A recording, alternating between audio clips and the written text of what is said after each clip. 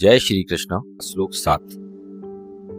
अस्माकं तु विशिष्टाये तानि बोधु द्विजोत्तम नायका मम सैन्यस्य संज्ञार्थं तां ब्रवीमि ते।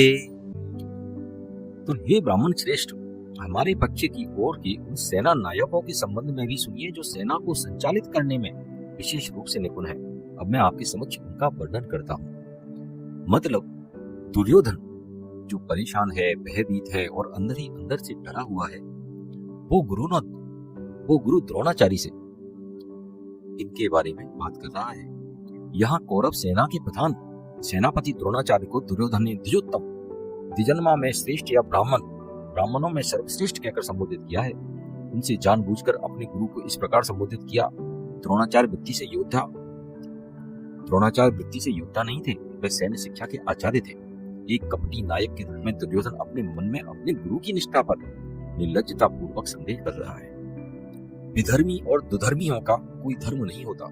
दुर्योधन यहाँ अपने गुरुदेव की एक प्रकार से बेइज्जती कर रहा है। दुर्योधन के शब्दों में छिपा अर्थ यह है कि यदि आप द्रोणाचार्य पराक्रम से युद्ध नहीं लड़े तो उन्हें मात्र एक ब्राह्मण ही माना जाएगा, जिसकी रुचि दुर्योधन के राज्य में केवल उत्तम जीविका के लिए थी, राज्य के सुख भोगने के लिए थी।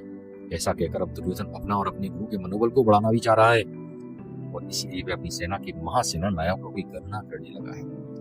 प्रैक्टिकली वो अपने सेना के महानायकों की गणना इसलिए कर रहा है ताकि कंपेयर कर सके कि पांडवों के पास और मेरे पास जो डिफरेंस है वो वह मालूम कर सके। दुर्योधन यहाँ बताना चाह रहा है कि गुरुदेव, सामने वाले की टीम में ही खिलाड़ी नहीं है, हमारी टीम में भी वीआईपी खिलाड़ी है। असल में आत्म प्रदर्शन और अंदर का डर दोनों दिखाता है, क्योंकि जो इंसान सच में कॉन्फिडेंट होता है वो अपनी ताकत गिनाने की जरूरत नहीं समझता। इसका उदाहरण इस प्रकार से ले सकते हैं कि मान लीजिए कंपनी में दो कंपनियों के बीच बड़ा टेंडर चल रहा है। एक मैनेजर अपने बॉस से कहता है, सर हमारी टीम में ये टॉप लोग हैं, ये MBA फ्रॉम IIM, ये 10 साल का एक्सपीरियंस रखता है और ये एक्सेल AI क्लाइंट हैंडलिंग सब जानता है। असल में वो बॉस को नहीं, खुद को भरोसा दिला रहा है। ठीक वही काम दुर्योधन कर रहा है।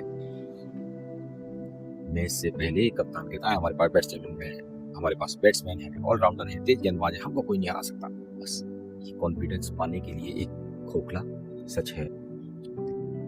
जो अपनी ताकत बार बार गिनाता है वो अंदर से डरा हुआ माना जाता है। यही इस श्लोक का अर्थ है। सच्ची शांति आत्मविश्वास में होती है, काम बोलना नहीं, नाम काम में होना चाहिए। जो अपनी टीम गिनाता है वो अक्सर जीत से पहले डर जाता है। इसी के साथ हम आज के इस श्लोक को संपूर्ण करते हैं। जय श्री कृष्ण।